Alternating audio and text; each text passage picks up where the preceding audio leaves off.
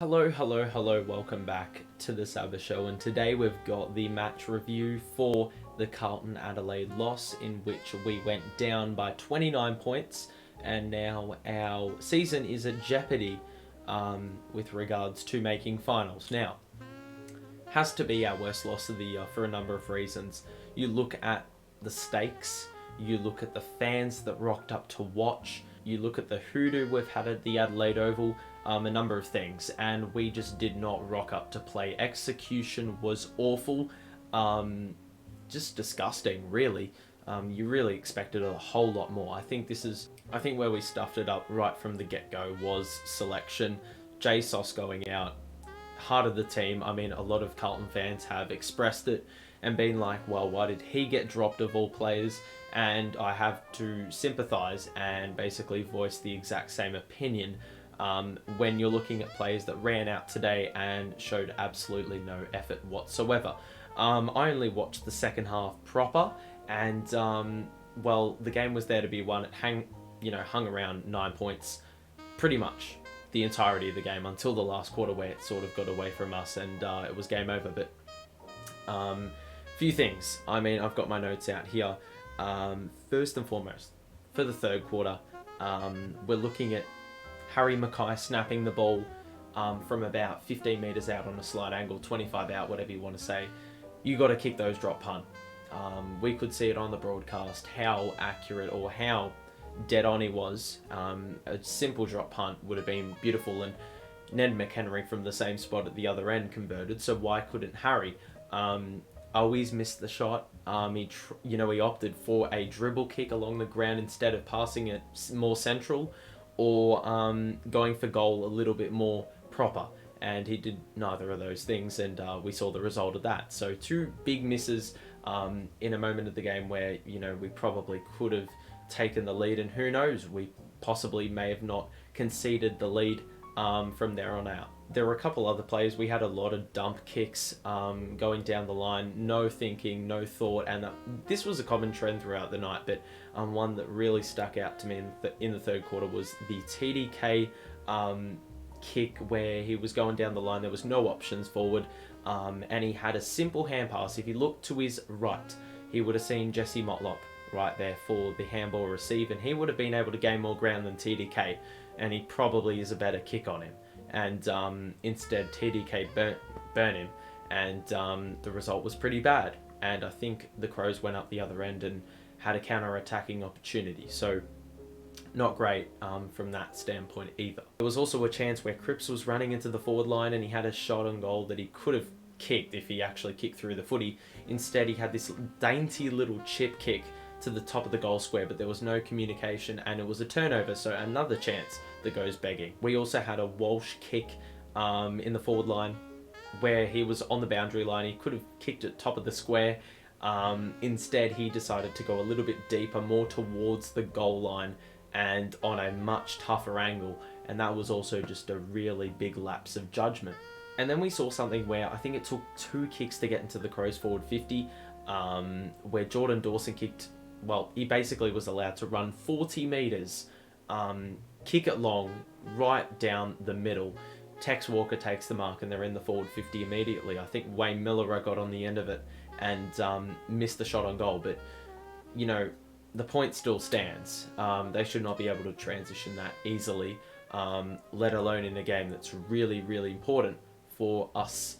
And then in the last quarter, you've got a few things that really just sum up our night. First and foremost, there was a Darcy Foggerty goal, 5 broken tackles, I believe, is what I counted in that passage of play, where he simply was allowed to bullock his way through every single Carlton player that tried to get to him. And, that was pretty much a common trend for a lot of the night. And he kicked a goal, and that was a huge one in the moment. Obviously, we need to give our weekly piece of Lockie Plowman slander. There was a play where back 50 was trying something unique and he misses a simple 25-metre kick to Sam Walsh, and it resulted in a Crows goal because simply we didn't have the setup behind the footy, mildly because we expected Plowman to either kick down the line and go safe, or hit the target if he was trying to risk it. And that is why he's constantly on the backs of Carlton supporters, because he makes simple mistakes like that, and it is absolutely infuriating to watch. Matt always had a shot on goal directly in front, about 45 out. Mind you, I don't think it would have made the distance, but thinking's got to be better. He tried a hand pass to Matty Kennedy. Matty Kennedy got run into trouble, had to handball it back to Wowies, then it went to Doherty, and then it was all over the joint. And just like that, play was broken down.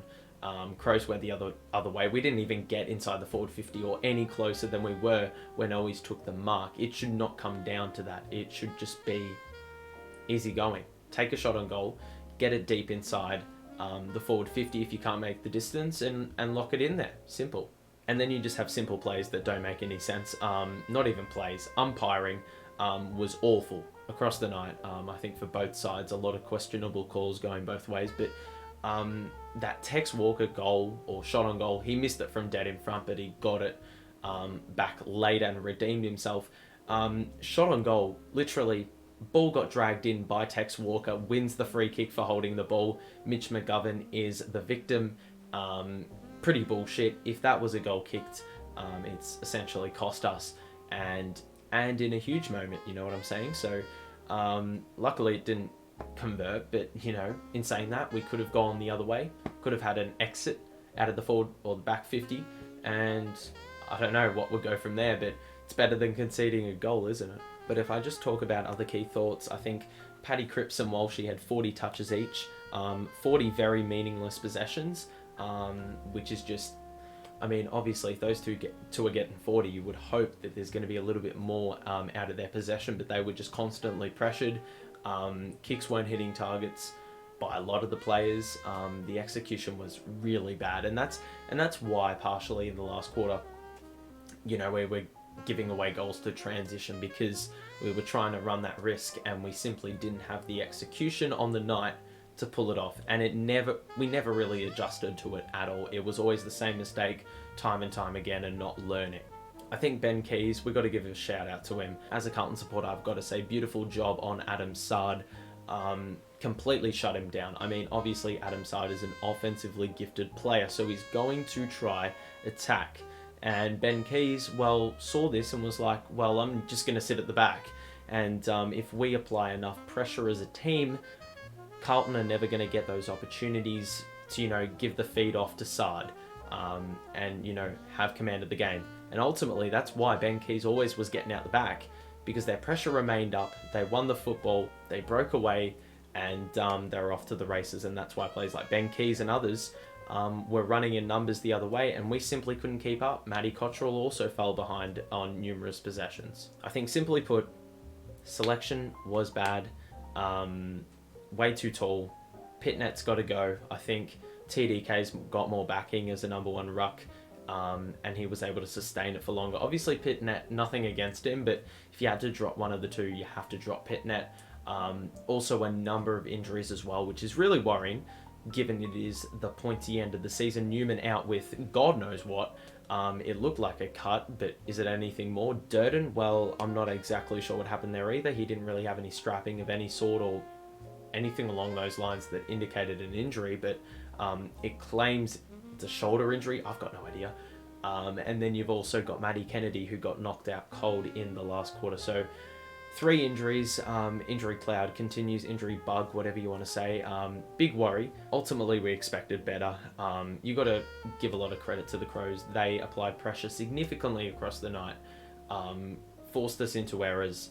Mind you, we haven't been great with the footy recently. Ball use has been a bit off. We've been looking to overuse the footy with a lot of handballs as per usual, and today we were punished for it. The Crows were just pouncing on absolutely everything and taking advantage. Their backline stood up really, really well. They didn't have Duday, but it didn't look like that made any impact whatsoever, that absence. They looked very comfortable down there.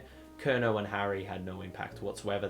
They kicked 3 goals, but in saying that, barely touched the footy, didn't have that huge impact that they've had in a lot of Carlton wins. So, yeah, this is just a poor one for me. And now it gets really, really uncomfortable for Carlton supporters, including myself. I'm not very excited about the next 3 weeks. Melbourne, Brisbane, and Collingwood to come, not in that order.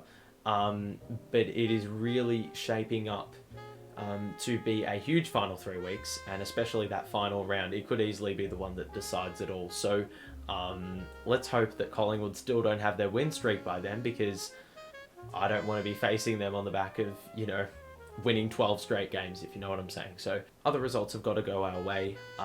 Obviously, we can't depend on that. We've got to keep winning games. Very tough assignments ahead, and if we don't improve, if we're not up for the task, like, you know, today, where we were looking pretty trashy in a lot of elements of the game, it's going to be bad. It's going to be bad. It's going to be pretty tough to watch, and it's going to be a very dire end to the season, especially if we finish in 9th. How agonizing. But let's not hope it gets to that point. If you enjoyed this one, drop a like and subscribe. This is on the weekly, these reactions, so hopefully they don't wrap up in 3 weeks if we miss finals. But we'll see how we go. So thank you for watching. Have a great rest of your day, and I'll see you in the next one. Peace out.